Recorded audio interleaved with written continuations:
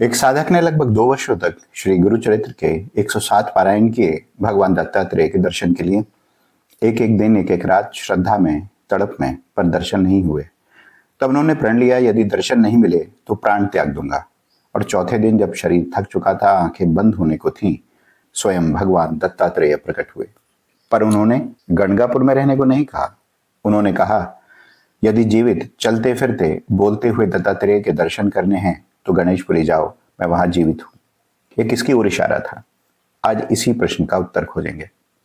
अनेक लोगों ने भगवान नित्यानंद को परिभाषित करने का प्रयास किया। किसी ने कहा वे नवनाथ परंपरा से थे, किसी ने कहा कश्मीर शैव दर्शन की धारा, कुछ ने कहा नागलोक से अवतरित हुए थे।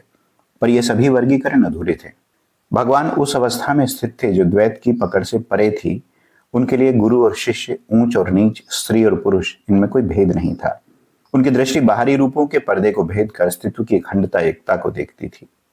उन्हें किसी परंपरा, वंश या संप्रदाय की सीमा में बांधना ऐसा है जैसे आकाश को किसी डिब्बी में बंद करने की कोशिश करना। तो फिर वे थे कौन?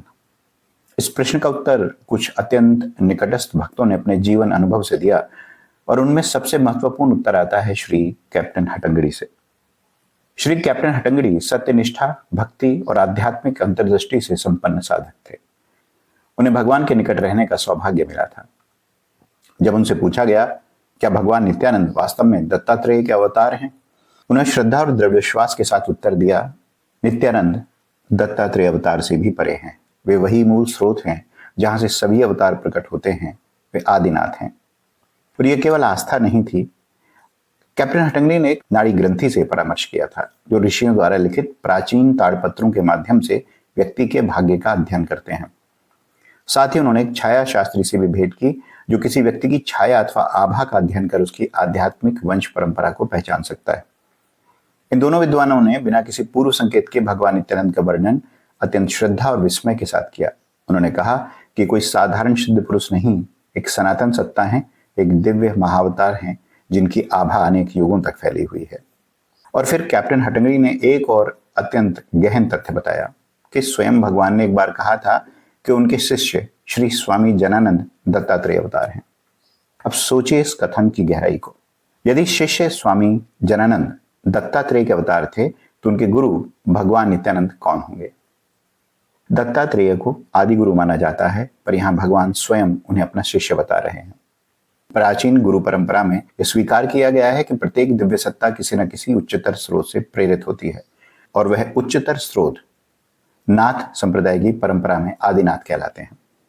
आदिनाथ भगवान शिव का वह स्वरूप है जो प्रथम और सनातन गुरु माने जाते हैं, जो निराकार, निष्काम और कालातीत चेतना है, जिनसे मत्स्येंद्रनाथ, गोरखनाथ और समस्त सिद्धों की महान परंपरा प्रवाहित हुई।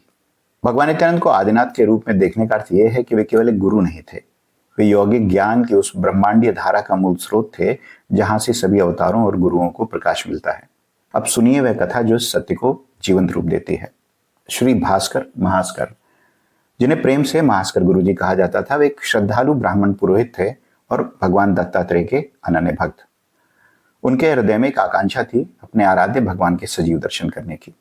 इस उद्देश्य से उन्होंने संकल्प लिया श्री गुरु चरित्र का 108 बार पारायण करें। यह वही पवित्र ग्रंथ है जिसमें दत्तात्रेय के अवतार श्री नरसिंह सरस्वती के जीवन का वर्णन है। उन्होंने यह साधना गंगापुर में आरंभ की, जहां नरसिंह सरस्वती ने 23 वर्ष तक निवास किया था। लगभग 2 वर्षों तक 107 पारायण पूरे हुए, पर दत्तात्रेय के दर्शन नहीं हुए। व्याकुल होकर उन्होंने प्रार्थना की कि मैंने प्रेम और तड़प के साथ आपकी कथा का पाठ किया, फिर भी आप दर्शन क्यों नहीं देते? ऐसा क्यों है? और 108वें पारायण से पहले प्रण लिया कि यदि दर्शन नहीं मिले तो प्राण त्याग दूंगा।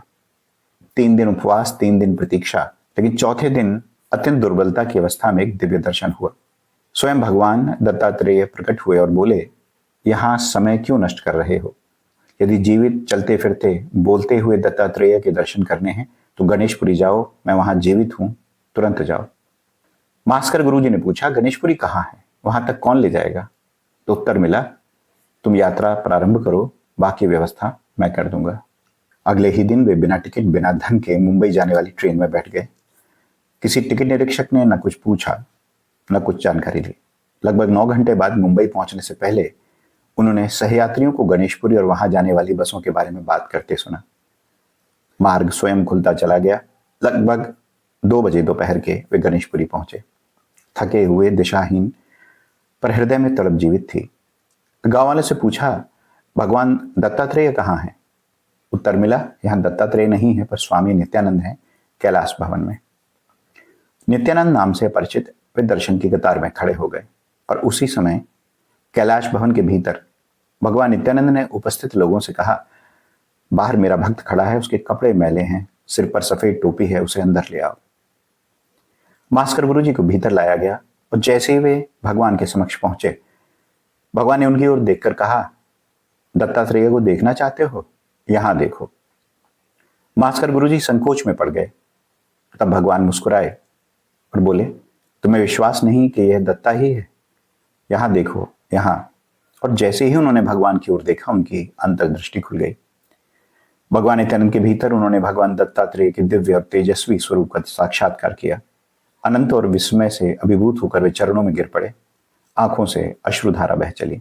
भगवान नित्यानंद ने प्रसाद देते हुए कहा, नासिक जाओ, कालाराम मंदिर में 108वां पारायण पूरा करो, उसके बाद 1008 ब्राह्मणों को भोजन कराओ। मास्कर गुरुजी ने विनम्रता से कहा, बाबा मेरे पास तो वहां जाने के पैसे भी नहीं हैं और आप 1008 ब्राह्मणों को भोजन कराने को कह रहे हैं। भगवान नित्यानंद हंसे और केवल इतना कहा, बस जाओ। दिव्य कृपा ने मार्ग बनाया। नासिक से आए एक समूह के साथ वे चले गए। कालाराम मंदिर में जब 108वां पारायण हो रहा था, श्रद्धालु उस ग्रंथ पर धन अर्पित करने लगे। पारायण की समाप्ति तक उन्हें 2000 रुपए से अधिक की राशि प्राप्त हुई। सन 1952 में एक बहुत बड़ी रकम थी। भव्य भंडारा हुआ, 1000 ब्राह्मणों को भोजन कराया और प्रत्येक को 51 रुपए दक्षिणा दी गई। इस तरह भगवान की आज्ञा का अक्षरशः पालन हुआ।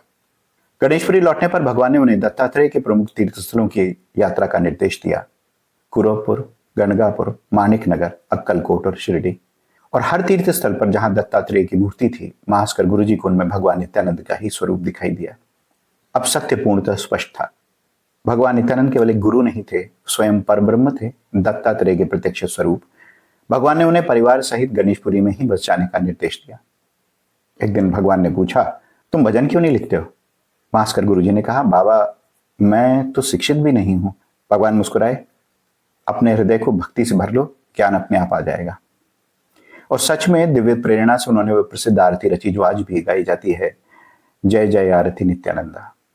इस आरती में उन्होंने दत्तात्रेय के सभी अवतारों, श्रीपाद श्रीवल्लभ, नरसिंह सरस्वती, माणिक प्रभु, स्वामी समर्थ, शिरडी साईं बाबा से होते हुए भगवान नित्यानंद तक की आध्यात्मिक यात्रा का वर्णन किया है।